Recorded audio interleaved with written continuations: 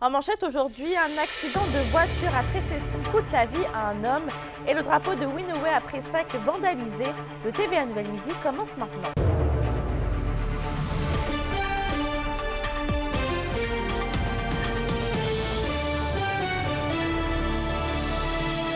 Bonjour et bienvenue parmi nous. On commence cette semaine malheureusement sur un drame. Anthony, un homme de 23 ans, a perdu la vie hier matin dans un accident près de Tressesson. Oui, Mélissa, là, c'est une histoire atroce. Là. Imaginez-vous périr dans un véhicule en flammes. Eh bien, c'est le destin d'un homme de 23 ans qui a malheureusement perdu la vie ce week-end en Abitibi. C'est vers 5h45 que les policiers de la Sûreté du Québec ont été appelés à se rendre sur les lieux d'une collision impliquant un seul véhicule sur la route 111 près du chemin Boisvert. Le véhicule d'un homme aurait percuté un cap de roche en bordure de route et c'est à ce moment que le véhicule de l'homme aurait pris feu. De ce qu'on comprend, il n'aurait pas réussi à s'extirper du brasier provoqué par l'accident. Selon la Sûreté du Québec, le décès de l'homme a été constaté sur place. Une enquête là, est toujours en cours afin de faire la lumière sur l'événement. Pour l'instant, la thèse de la fatigue au volant est mise de l'avant. L'identité de l'homme n'a toujours pas été dévoilée au vu des blessures graves qu'aurait subi l'homme. La route 111 a été fermée de longues heures et un détour a été proposé au courant de la journée. Évidemment, nos pensées vont vers la famille. Et toujours dans les faits divers, Anthony, le dossier de James Testa revient à l'avant-scène. Oui, c'est que l'État tente de saisir l'ancienne demeure de James Testa à Rouyn-Noranda. C'est du moins ce qu'on a appris ce matin avec les informations du Journal de Montréal. Et Mélissa, on qualifie cette résidence située sur le rang du lac Boisclair comme une véritable maison de l'horreur. Il faut le rappeler. L'homme de 55 ans a été arrêté en janvier dernier et fait actuellement face à 33 chefs d'accusation. On parle de plusieurs crimes, dont exploitation sexuelle qui serait produite pendant plusieurs années entre les quatre murs de la résidence. Bref, on dit dans l'article du journal que le procureur général du Québec veut saisir la résidence. La maison serait actuellement la cible d'une ordonnance de blocage d'un produit de la criminalité. Selon un document de la Cour, la demeure de Testa, achetée en 2006, ne peut donc, selon la loi, ni être vendue, ni être réhypothéquée tant que le tribunal ne lève pas cette interdiction. Et bien évidemment, Mélissa, là, on suit les deux dossiers de près. Là. On attend toujours, oui, le développement de l'identité de la personne de Tressesson. Également, James Testa devrait revenir à la Cour le mois prochain. Merci, Anthony. Je vous en prie. 12 jours après avoir hissé son drapeau, l'emblème de la Première Nation de Long Point a été vandalisé à l'angle de la route 395 et la 117. Le chef de Winaway, Henry Rogers, a de la difficulté à croire qu'un geste de vandalisme a été réalisé sur le drapeau de la communauté. Il juge le geste de manque de respect. La situation a aussi été critiquée par l'ancien chef Steve Mathias et la directrice générale Sharon Hunter. Une plainte à la Sûreté du Québec sera faite prochainement et le drapeau sera quant à lui remplacé. Our intention is to call the police and see if they can find out about it, who may have done that. So we're crossing our fingers, but we're not sure. We don't want to make any assumptions, however. Dans un autre dossier, l'eau de Nord-Métal est toujours impropre à la consommation. La direction générale recommande donc toujours de la faire bouillir avant de la boire. La directrice générale de Nord-Métal, Lynn Blanchet, lancera dans les heures qui viennent une soumission pour le nettoyage du puits secondaire qui, s'il est en bon état, prendrait la relève du puits principal contaminé après les feux survenus cet été dans la forêt d'Abitibi-Ouest. À Rouyn-Noranda, la maison Lovol célèbre ses 20 ans cette année. On peut même parler de 30 ans selon l'une des fondatrices, la docteure Michèle Benoît, puisque le centre a pris 10 ans de travail avant d'accueillir son premier résident. La maison de soins palliatifs a lancé aujourd'hui sa campagne de financement. L'organisation souhaite recueillir 400 000 $ via plusieurs activités de soutien. Le 400 000, c'est vraiment le support qui n'arrive pas du CISAT, donc du ministère de la Santé. Donc, le ministère de la Santé compte environ 60 de notre coût d'opération, donc le 400 000, c'est 40 qui vient via plusieurs activités de financement que l'on a, le porte-à-porte, bien sûr, qui est notre plus grosse activité de financement. Bien, ça maintient un service gratuit, comme on dit tantôt. On va même instaurer un centre de jour qui va permettre d'avoir d'autres services supplémentaires à la population et surtout pour les familles. Sur un autre sujet, après 3 ans, le forum jeunesse de l'Abitibi-Témiscamingue était de retour en fin de semaine. Le ministre de la Culture et des Communications, Mathieu Lacombe, et le président de la Chambre de commerce et d'industrie de Rouyn-Noranda, David Lecourt, ont pris la parole devant une trentaine de jeunes de l'Abitibi-Témiscamingue.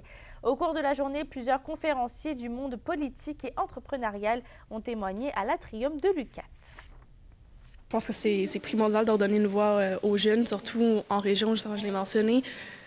La mobilisation jeunesse, c'est difficile. On a de la misère à entendre les jeunes. Je pense qu'en région, c'est un enjeu encore plus. On ne sait pas où aller s'impliquer, où aller parler, où porter de notre voix. Souvent, on parle à des jeunes qui ont quelque chose à dire, ils ne savent juste pas où aller porter leurs préoccupations, leurs idées. Je pense que repartir le Forum jeunesse, ça va vraiment permettre de redonner cette voix-là aux jeunes témiscabitibiens. Stéphanie, c'est ce samedi que se déroulait la cérémonie d'ouverture de la 42e édition du Festival du cinéma international en Abitibi-Témiscamingue. Oui, et c'est au Théâtre du Cuivre de Rouyn-Noranda qu'on a lancé les festivités.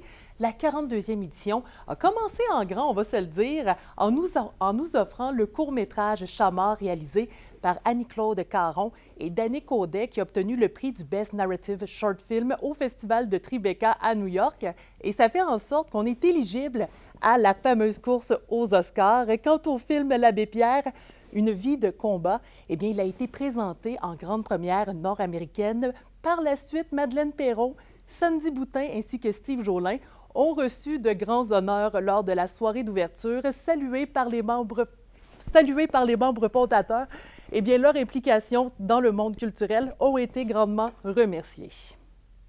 Une médaille du ministre et du député, donc c'est cool, c'est une belle attention. Je ne m'attendais pas du tout à ça, puis je pense que c'est important de souligner ce travail-là, puis aussi particulièrement de ce qui se passe ici en région. Fait que oui, j'ai été très touchée, moi, personnellement. Comme le dit l'adage, c'est nul n'est prophète en son pays. Fait que de recevoir un petit tape dans le dos comme ça, parce que c'est quand même une belle tape dans le dos pour poursuivre et continuer le travail qu'on fait, de la part des gens qui sont ici, pour qui on le fait, bien, c'est vraiment encourageant. Ça, c'est quand même... C'est touchant. C'est touchant donc, parce que ça vient de la famille. Le festival se poursuit jusqu'à jeudi. Je vous donne tous les détails ce soir au bulletin de 18h. Merci Stéphanie.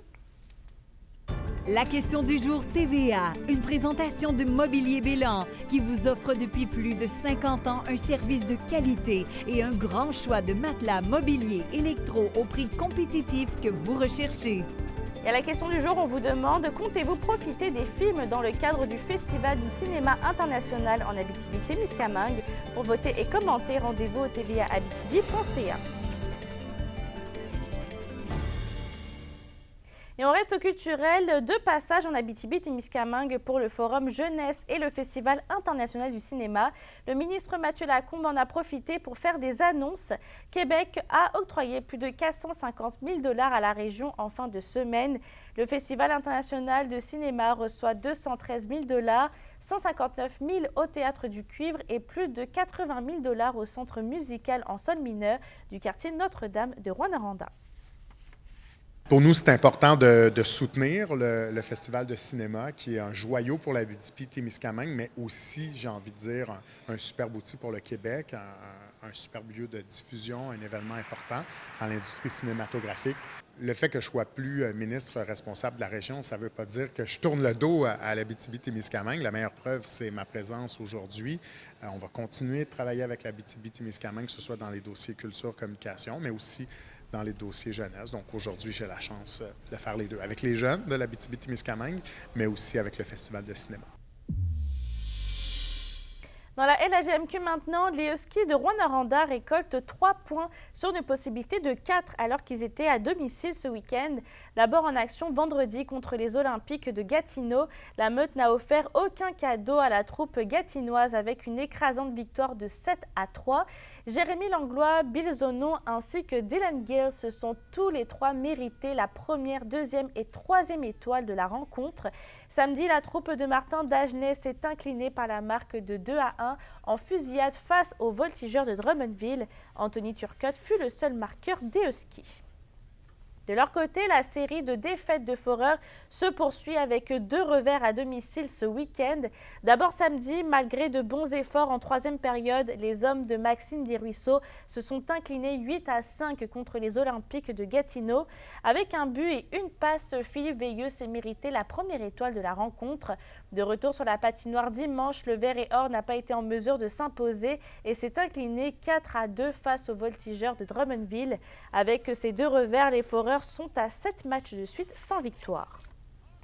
Mais ce qui nous fait mal présentement, c'est l'avantage numérique, donc ça ne le cachera pas. On a gagné des gros matchs en début de saison parce que l'avantage numérique faisait le travail. Là, présentement, on a de la misère à aller chercher ce but parce que ça nous, présentement, ça ne se cachera pas. Aujourd'hui, l'avantage numérique en 3e, même en première, 2e, 3e, il nous enlevait notre powerplay, on s'enlevait du momentum au lieu de s'en créer, se créer des champs de marqués, amener des lancers au but.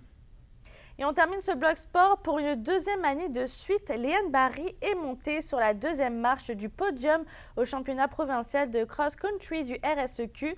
L'étudiante athlète a complété le parcours de 6 km en un peu plus de 22 minutes. Elle a été devancée par Marika Couture du cégep Garneau, qui l'avait également battue au championnat provincial l'an dernier. Et avec ce résultat, Léane Barry se qualifie pour le championnat canadien de cross-country qui aura lieu les 10 et 11 novembre prochains en Nouvelle-Écosse. À la météo, on voit que le soleil essaie de venir, mais pour aujourd'hui, c'est généralement nuageux avec 60% de probabilité d'averse de neige sur tous les secteurs. Et on voit que l'hiver s'installe puisqu'on a un maximum de 1 et 2 degrés. Pour ce soir et cette nuit, même scénario, c'est partiellement nuageux avec encore un 60% de probabilité d'averse de neige ce soir. Côté température, on va faire un minimum entre moins 13 et moins 11 degrés avec un refroidissement éolien de moins 5 et autour de moins 15 au cours de la nuit. Je termine avec une première pelletée de terre officielle pour le nouveau campus de l'U4 à Mont-Laurier qui a été effectuée vendredi dernier. Merci d'avoir été avec nous ce midi. On se retrouve ce soir au bulletin de 18h. D'ici là, je vous souhaite de passer une très belle journée.